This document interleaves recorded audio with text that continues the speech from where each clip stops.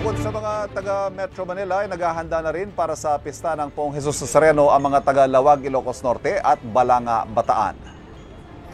Paunti-unti ay binibisita na ng mga deboto ang replika ng Nazareno sa St. Joseph Cathedral sa Balanga. May mga nagtitipon-tipon na rin upang magdasal. Magtatagal ang pahalik sa poon doon hanggang sa Huwebes.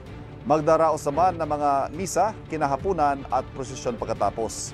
Magsasagawa rin ng sariling pahalik at traslasyon para sa replika ng Poong Jesus Nazareno sa Lawag.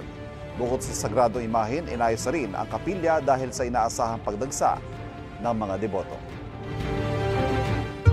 Kapuso, huwag magpapahuli sa latest news and updates. Maging una ka sa balita at mag-subscribe sa YouTube channel ng GMA Integrated News.